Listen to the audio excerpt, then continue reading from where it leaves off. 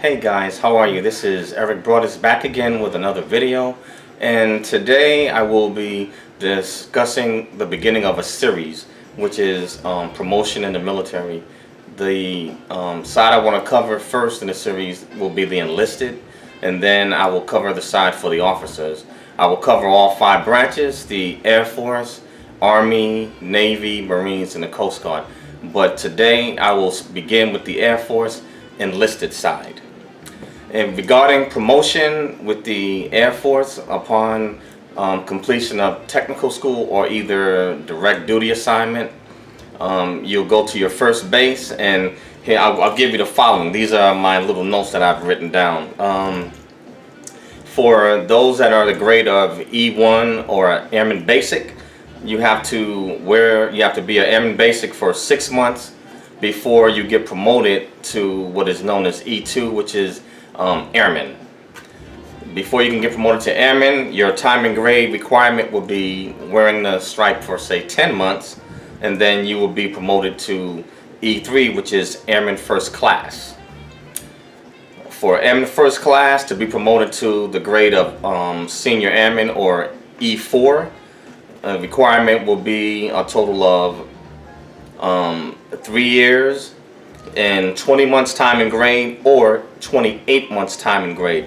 Now, regarding the promotion with the lower grades from E1 to E4, there's also the promotion equivalent where if you agree to sign up for say 6 years and you go on with you can get say 2 stripes, it will help you get promoted faster to the next grade, but the time and grade requirements are still the same.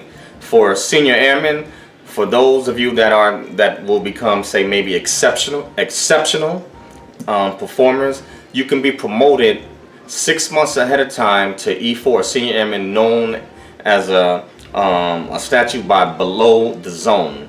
Below the zone allows those performers that are really outstanding and exceptional amongst those in that particular grade. Only 15% of individuals in the Air Force will be eligible for below the zone promotion. Next, for the grades of E5 to E7, which is Staff Sergeant, Technical Sergeant, and Master Sergeant, for those exceptional performers, you can be promoted early, known in a program called the STEP program. Now, what the STEP program does, it is another program for those that are exceptional performers, and they're basically head and shoulders above others within their same grade, and so the commander can promote you ahead of time. Now, understand that with the STEP program, there are only normally 2 to 3 of these stripes for E5, E6, and E7 that are given out annually. So that's only a few. So that right there is your exceptional performers that are cream of the crop. Under normal circumstances, to be promoted to a non-commissioned officer for the grades of E5, which is known as Staff Sergeant in the Air Force, E6 is Technical Sergeant in the Air Force, and E7 is Master Sergeant or E7 in the Air Force. Basically, you are rated under a system known as WAPS, which is the Weighted Airman Promotion System. Now, the WAPS system, it has several different elements that it uses to compile a total number of points. First, you have your enlisted performance reports, which basically are your evaluations that you receive annually. Now, in these enlistment performance reports, you have a rating system from 1 to 5. I'll give you 1 and 2 in just a minute, but 3 is considered satisfactory or average. 4 means that you are ready to be promoted, and 5 means that you are exceptional or superior. That means that promote immediately. So your goal is obviously you want to get a 5. Now, on these enlisted performance reports or evaluations, you have several blocks in which that in which your supervisor marks or grades you in. So a Firewall 5 means that you scored superior in every category. In other areas, you may not be superior in each area, but for those areas you can work on those and bring those up. So you can get a 5. That's not a firewall, but nevertheless it's still a 5. Now, regarding your enlisted performance evaluations, they go back as far as, say, 5 years. Now you can have a total of maybe like 10 evaluations, but 5 years on up is what will count.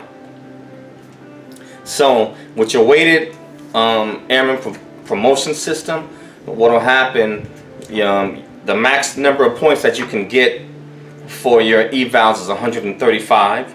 You will also, they take into account your time and grade. Your time and grade is how long you have worn a particular rank, meaning that if you are testing for E6, that means say you have to have worn your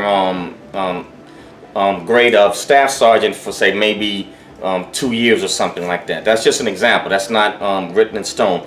But for time and grade, the maximum amount of points that you can get are 40. This is for the grades of E5 to E7. For time and service, that right there is how long you've actually been in the military or the Air Force, and you receive points for that also. The max amount of points that you can get in time and service is 60. Now this is for the grades of E5 to E7, basically staff sergeant, tech sergeant, and master sergeant. You are also given points for your awards and decorations. The maximum amount that you can receive are a total of 25. I won't give you everything, but just a good example. For the Medal of Honor, you will be awarded 15 points. For the Air Force and Navy Distinguished Service Medal, it's a total of 9. The Silver Star is 9 points. Legion of Merit is 7. The Air Force Commendation Medal is 3. The Joint Service Achievement Medal is 1. So you kind of get the gist. So these are just some of the combinations that they use in order to get all your points together. Now, with the Air Force, you also have to take what is known as a WOPS test. The WOPS test is a test that consists of, it's 2 parts. One part is for your actual skill set or your SKT. This is basically your actual job that you do. So, and then the other side is basic knowledge and history of the Air Force. So there are 2 sides to this exam. I believe, I think the exam may be, I think it takes about maybe either 2 or 3 hours for each side, and then based upon how well you score on that, in combination with all the other factors, if you make enough points within this is Air Force wide for your specific career and also your specific rank or grade that you're testing for. So that combination, based on how well you do and all these points, they total up. What will happen, there's a cutoff that the Air Force has, and let's say, for example, if the cutoff is, say, 500 points, so that means that anybody in that particular grade, like say for any E5s testing for technical sergeant, if the cutoff is 500 points, that means that in a certain career field, if they make a total of 500, if they score 500 or better, then they will receive what is known as a line number.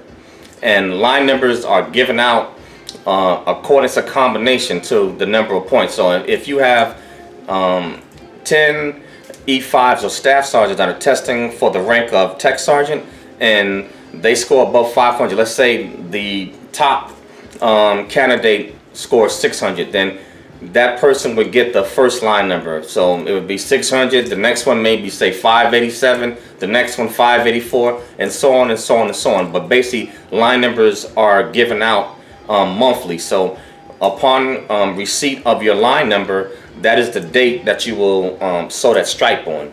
Now, for the higher grades of E8 and E9, which E8 is Senior Master Sergeant, and E9 is the highest enlisted grade that you can hold, which is Chief Master Sergeant. Those two grades you also have to test with the WAPS testing system. Your max amount of EPRs, which is still 135. Now, also you have to go before a promotion board, which they will verify your records, and depending on how good your records are against other candidates testing for those two grades, that combination of your points and how they rate you with your board score will decide who gets promoted to the grades of Senior Master Sergeant and Chief Master Sergeant. Now, only about maybe 2 or 3% actually make the grade of E8, and I believe for Chief it may be the top 1%, maybe 2%, but I think for Chief Master Sergeant, which is E9, it may be the top 1%. Now, in my earlier videos, I had mentioned the importance of your training, of career development courses, and also knowing your material for your particular job. Now, before you are able to test for the grades of E5 on up, you have to maintain a certain skill level. And when I mentioned to you before that after some of you that may go, your career field may not require you to have tech school and you just go direct duty assignment, you will still have what is known as CDCs, career development courses. For those of you whose skill set requires that you have technical training in a tech school, you will receive career development courses in your tech school, and upon graduating, when you get to your first duty assignment, you will receive career development courses. Now, for each grade level upon thereafter, you receive career development courses and additional training, and those courses have to be passed, and you must maintain that skill level or badge before you are able to promote or test for any rank. Let's see, bear with me 1 second.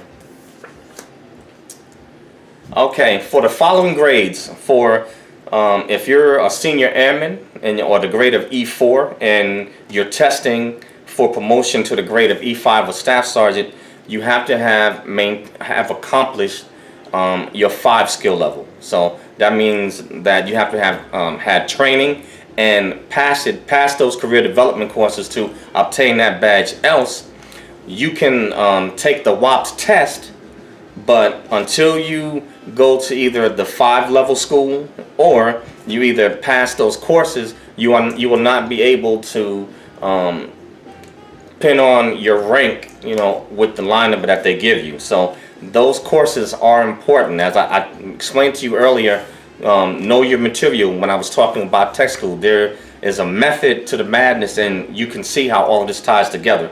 For those of you that eventually will test for you are E5s testing for E6 or technical sergeant, you must obtain 7 level, and for master sergeant also you have to maintain a 7 level. These are different skill level sets that prove that you are proficient at what you do. Now, regarding the grades of E8 and E9, you have to go to 9 level school, basically the Senior Non-Commissioned Officers Academy. And so you have to pass these career development courses and pass the academy, and you must accomplish a 9 skill level before you will be eligible to pin on for Senior Master Sergeant or Chief Master Sergeant. So all of these things are important, and when I mentioned before about playing by the rules and developing good habits, all of these things, they follow on into your career and into the future. So you want to make sure, even though I know this is probably a ways off for new recruits, but for those of you that are actually in the military right now, you obviously know how important it is to make sure you develop good habits and to make yourself valuable and not to take anything for granted. One of the key things I'd like to mention, if you desire to have any longevity or complete your career honorably and successfully, you want to make sure that you, with the armed forces, you want to make sure you dot every I and cross every T, and don't leave leave no stone unturned. Never leave. Do not leave your career to chance. Do not leave your career to chance. You make sure that you are on top of your game. But I don't want to belabor you guys, any longer and try to overload you with information. But this is the beginning of a series, and I hope that this information is helpful, because I know that once, for you future recruits, I know that you definitely will desire to get promoted, because as you get promoted, there's more prestige. You'll make higher income, and that includes all your benefits and perks that come with it. They go up as you move up the ladder. So I will post a link where you can actually research some of the stuff, or just browse through it. It's an AFI 32-3605 Enforced Instruction. So I'll post a link, and hopefully this is of some help to you future recruits, or even to those of you that are currently in the Air Force. So please like, share, subscribe, unlike, whatever, leave comments, and I will come with the officers' side of the house, and I will break down each branch of service in the same way: enlisted first, officers next. But stay tuned for the next video, in which I will be sharing a true story with you, and it is based on integrity. Thank you guys for watching. I hope that this helps. See you on the next one.